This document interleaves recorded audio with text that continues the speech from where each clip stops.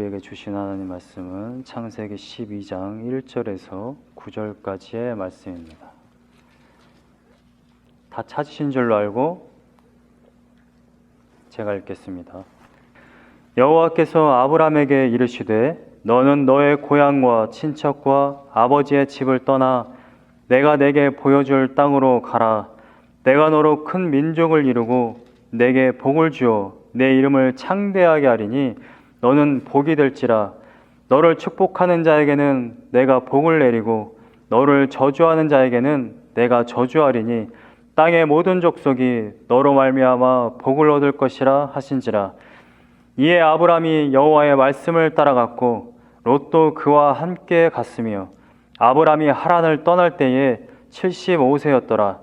아브람이 그의 아내 사레와 조카 롯과 하란에서 모은 모든 소유와 얻은 사람들을 이끌고 가나안 땅으로 가려고 떠나서 마침내 가나안 땅에 들어갔더라. 아브람이 그 땅을 지나 세겜 땅 모래 상수리 나무에 이르니 그때에 가나안 사람이 그 땅에 거주하였더라. 여호와께서 아브람에게 나타나 이르시되 내가 이 땅을 내 자손에게 주리라 하신지라. 자기에게 나타나신 여호와께 그가 그곳에서 제단을 쌓고 거기서 베델 동쪽 산으로 옮겨 장막을 치니 서쪽은 베델이요 동쪽은 아이라.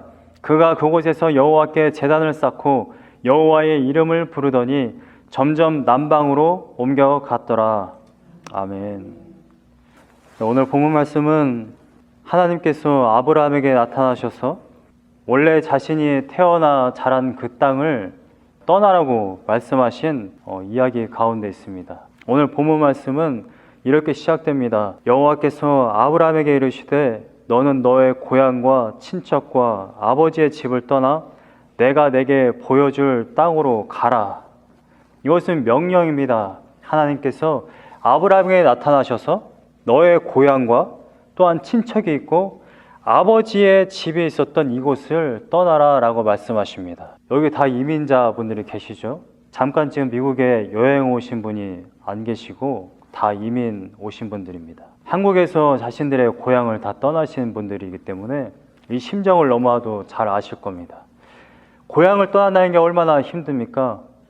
내가 자랐던 그 동네, 내가 태어난 곳, 그리고 나의 친척이 있는, 나의 가족들이 있는 곳, 그곳을 떠나서 다른 곳에 간다라는 것, 그리고 잠깐 여행하는 것도 아니고 완전히 떠나는 것이 얼마나 힘든 일이고 큰 그러한 마음이 필요한지 여러분들 아무나 잘 아실 것입니다. 근데 아브람은 여호와께서 아브람에게 나타나셔서 너의 고향이었던 땅, 그리고 친척과 아버지의 집을 떠나라 라고 말씀하셨을 때 아브람은 떠났습니다. 오늘 본문 말씀을 보면 4절에 이에 아브람이 여호와의 말씀을 따라갔다 라고 기록되어져 있습니다. 여러분, 하나님의 백성들의 가장 큰 특징은 뭐냐면 내가 있는 곳이 지금 고향이든 내 가정이 있는 곳이든 나의 모든 노력과 모든 결실이 이곳에 있든지 간에 하나님께서 떠나라고 하면 떠나는 것입니다. 이게 그리스도인들의 삶이에요.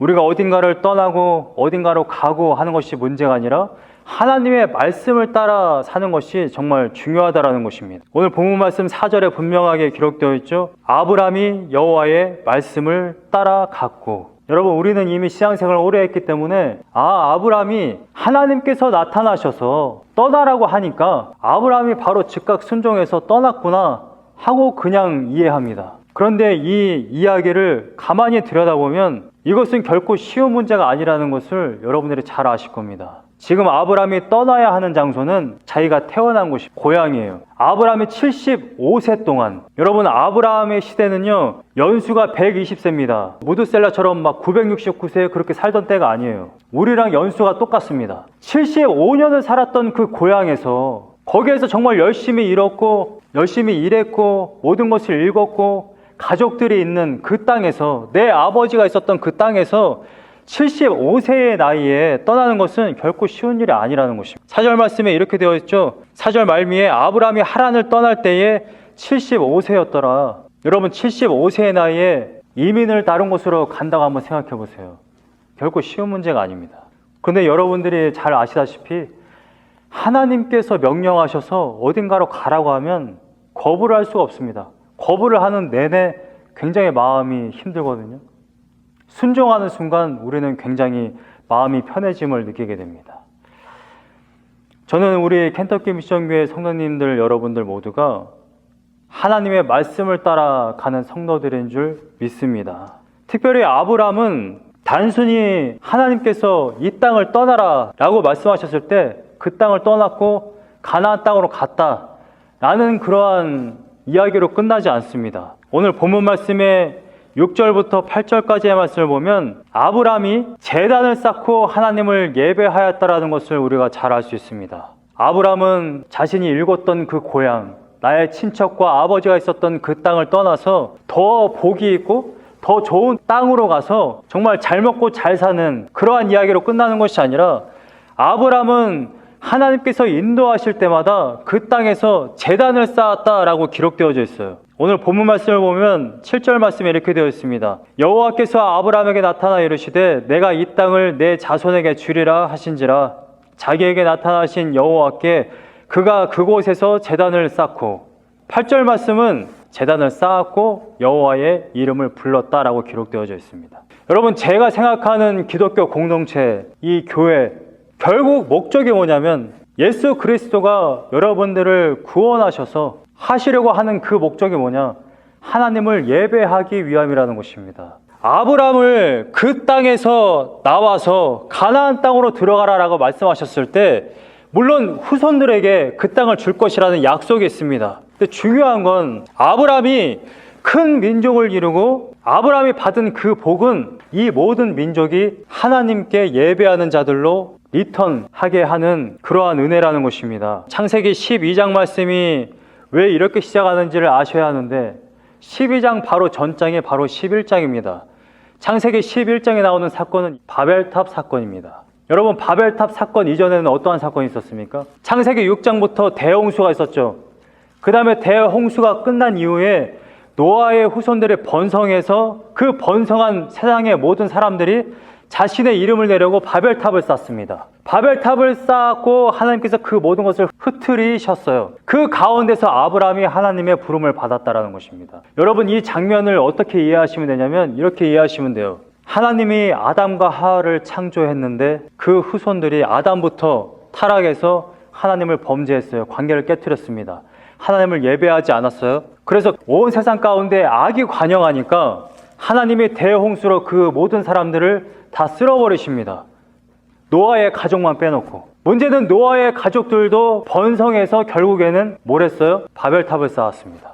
여러분, 아브라함이 하나님께 부름받은 이 시점은요, 이러한 시점이에요. 세상에 그 어떤 누구도 하나님을 예배하지 않던 시점입니다.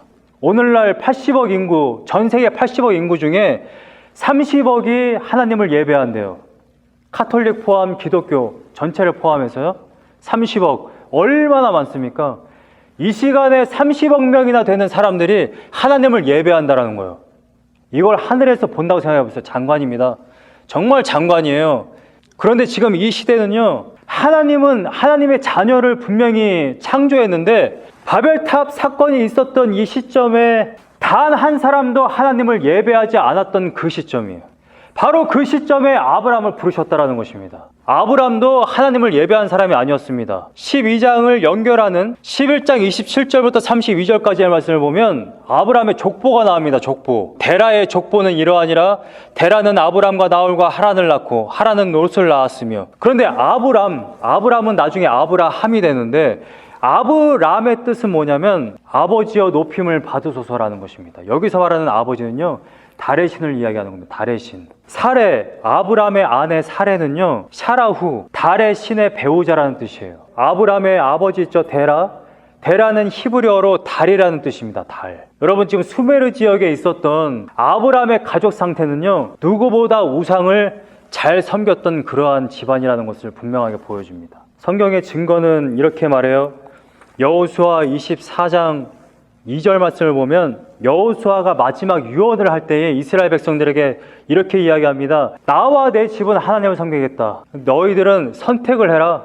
가나안의 신들을 섬길지 우상을 섬길지 하나님을 섬길지 선택해라. 그 말을 하기 전에 여호수아가 이런 말을 합니다. 24장 2절 말씀에 여호수아가 모든 백성에게 이르되 이스라엘의 하나님 여호와께서 이같이 말씀하시기를 옛적에 너희의 조상들 곧 아브라함의 아버지 나홀의 아버지 데라가 강 저쪽에 거주하여 다른 신들을 섬겼으나, 여러분, 아브라함은 하나님을 섬겼던 사람이 아니에요. 똑같이 우상을 섬겼던 사람입니다.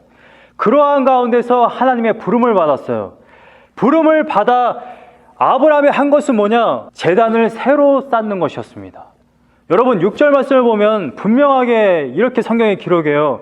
아브라함이 그 땅을 지나 세겜 땅 모래 상수리 나무에 이르니 그때에 가나안 사람이 그 땅에 거주하였더라. 여러분, 7절 말씀에 아브라함이 제단을 쌓았다라는 이야기는 뭐냐면, 가나안 사람들이 이미 그 땅에 거주하였던 가나안 사람들이 우상을 섬기던 그 제단을 가지고 아브라함이 여호와께 예배를 드린 것이 아니라 하나님께 예배드릴 제단을 새로 쌓았다라는 것을 지금 보여주는 겁니다. 아브라함이 하나님께 예배하기 위해서 가나안 땅에 들어가서 보니까 가나안 땅에 이미 우상을 섬기는 많은 사람들이 있는 거예요. 제단들이 많습니다. 그러면 그 제단 중에 하나를 선택해서 하나님께 예배하면 돼요. 왜냐하면 아브라함은 이미 우상을 섬겼던 전력이 있는 사람입니다. 그렇기 때문에 여호와 하나님도 내가 아는 많은 신들 중에 하나일 거야. 그러니까 가나안 땅에 들어와 보니까 제단이 많은 거예요. 그 중에 하나 선택해서 그냥 예배하면 됩니다. 그런데 아브라함은 하나님께 드려질 그 제단을 특별히 구별했어요.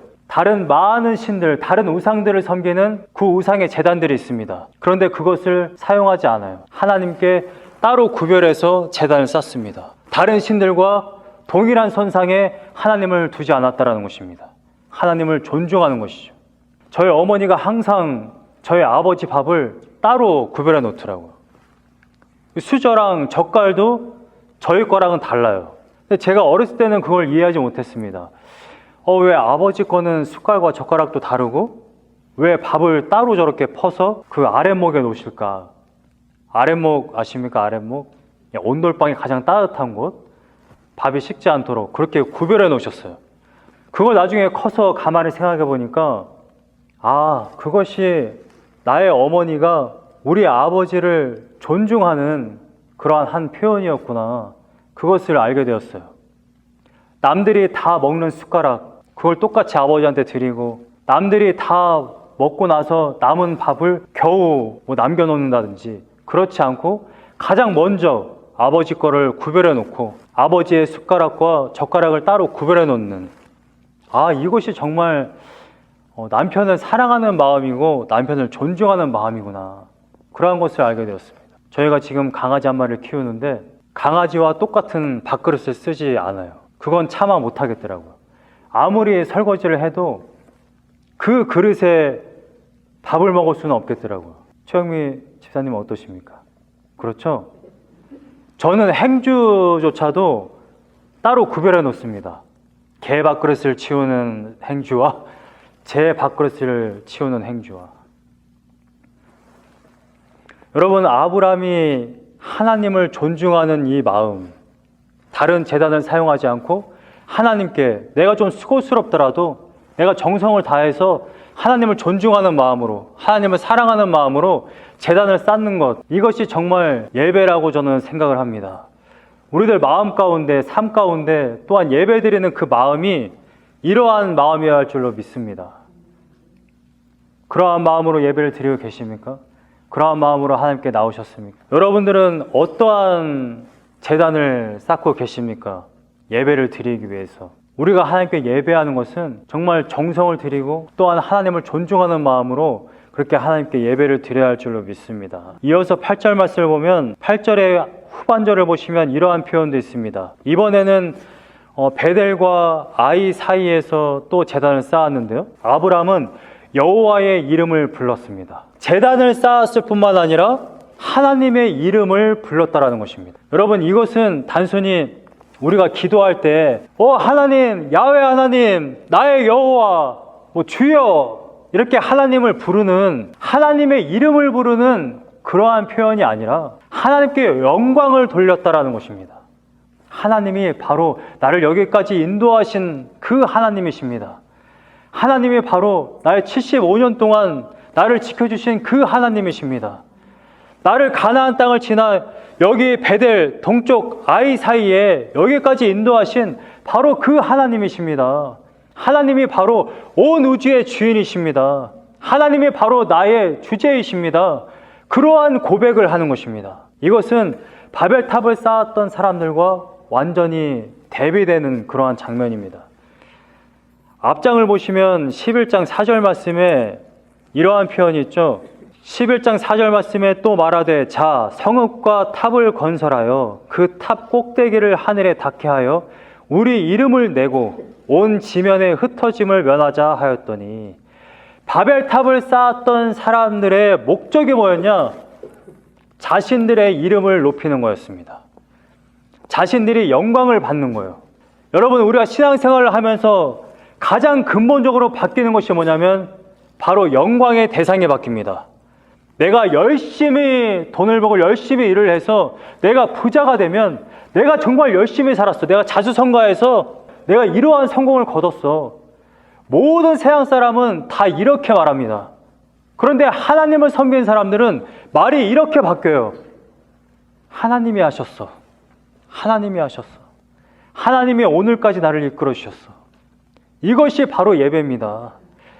아브라함은 제단을 쌓았고요. 또한 말로써 하나님을 예배했어요.